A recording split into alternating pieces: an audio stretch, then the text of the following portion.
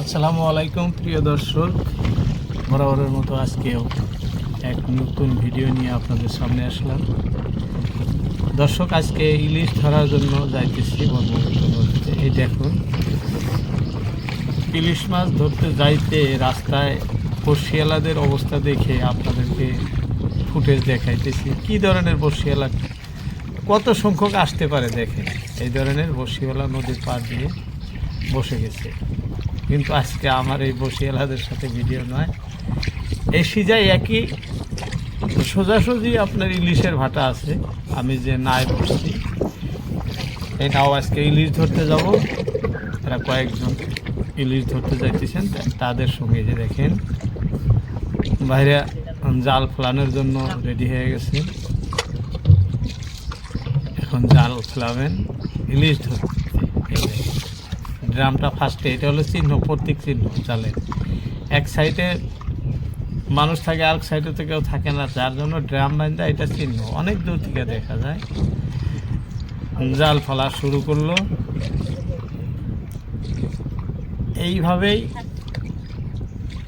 অনেক টাইম লাগে জাল ফেলতে, অতটা আমি আপনাদেরকে দেখানো সম্ভব নয়। শর্টকাট করে মাত্র দেখা দিলাম জালটা কিভাবে ফেলায়, এইটুকুই দেখান সম্ভব, তাই অনেক টাইম লাগে যায়।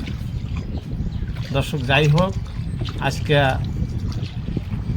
ইলিশ ধরতে যাইতেছি। ইলিশ ভাটায় প্রচুর ইলিশ আছে এখন, আশা করি ভালো লাগবো। আপনারা ভিডিও জুড়ে থাকবেন বলে আমার আশা। দর্শক, দেখতে দেখতে আমাদের জাল ফালানো পর্ব শেষ। দেখেন, এই সুবিশাল ব্রহ্মপুত্র নদীতে ইলিশ ধরার জন্য ডাবা জাল, এটা কারেন্ট ফাঁসির জাল, ডাবা জাল ফেলল। কত হাত লম্বা জাল বাবু? 1000 হাত লম্বা জাল। দেখি ভিডিও জুড়ে থাকেন।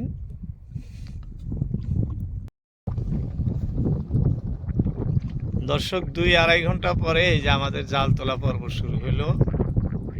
আমরা এখন জাল তুলবো। জালে কি মাছ ধরে না ধরে আপনাদেরকে সরাসরি দেখাবো।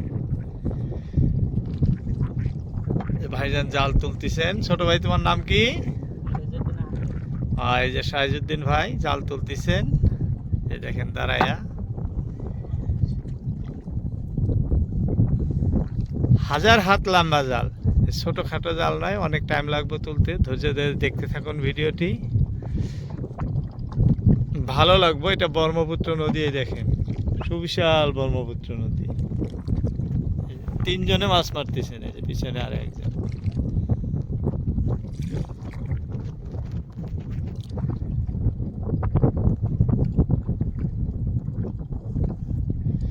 ভিডিও দেখার পাশাপাশি চ্যানেলটি সাবস্ক্রাইব করবেন এবং ভিডিওতে কমেন্ট করবেন কি ধরনের ভিডিও আপনাদের ভালো লাগে। আমরা সেই ধরনের ভিডিও দেওয়ার জন্য চেষ্টা করব।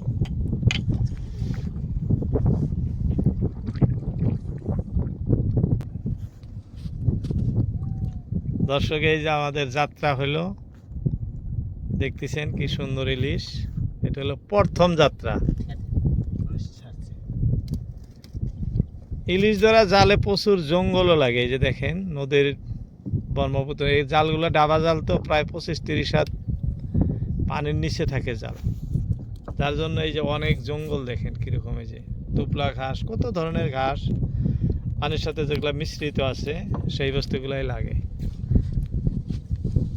এই যে দেখেন ইলিশ, একদম ঝকমকা ঝকমকা ইলিশ। এই দেখেন, এই জালে ধরা ইলিশ। এই যে কাঠিগুলো দেখতেছেন গোল চাকা, এটা হলো আপনার জাল।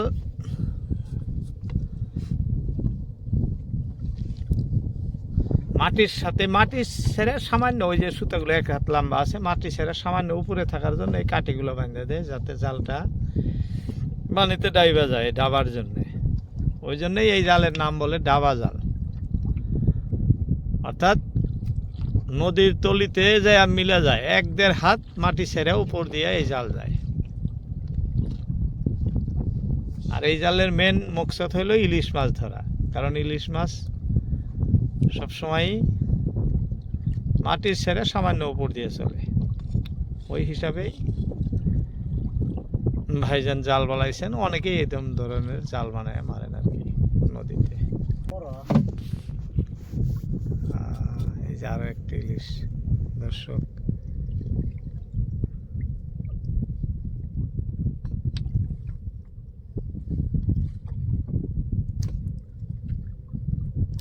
মরছে না, তাজাই আছে, তাজাই আছে।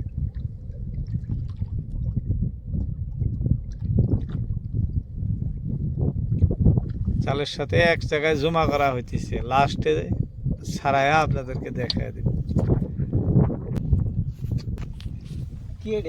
গাড়ি এটা ছাড়াও, নাহলে ব্যাগটি শুদ্ধ বেসাও। এটা দেখতে খুব সুন্দর দেখা যায় ঘেরা মাছ।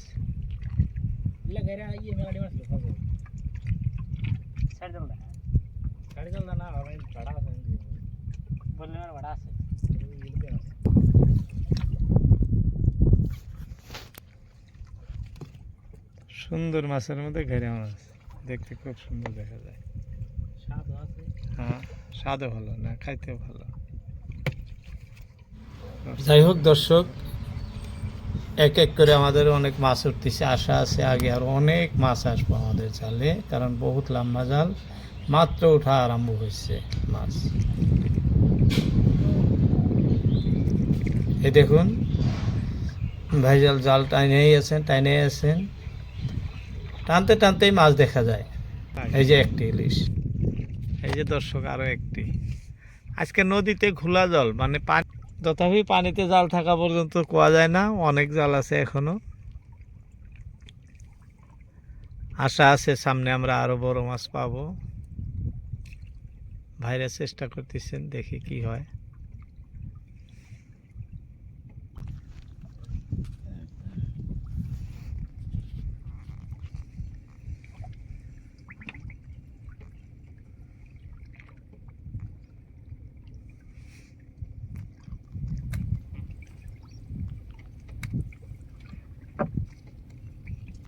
এই যে দর্শক আরো একটি মাছ ইলিশ হয়ে যাচ্ছে।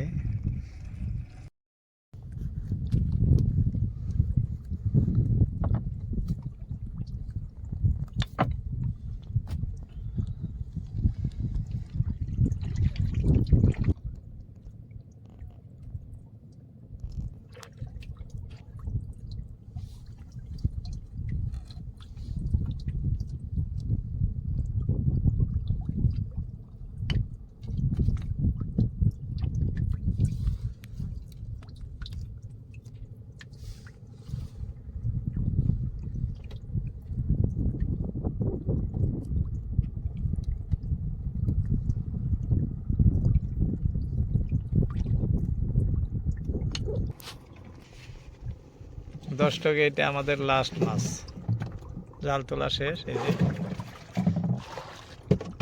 এটা আমাদের লাস্ট ইলিশ মাছ জালে লাগছে, এই যে দেখে কয়েকটা মাছই হইল টোটাল। এই যে ড্রাম, ভাইজান জাল উঠে শেষ করছে। এই যে আমাদের পাওয়ার বোট স্টার্ট হলো পারে যাওয়ার জন্য।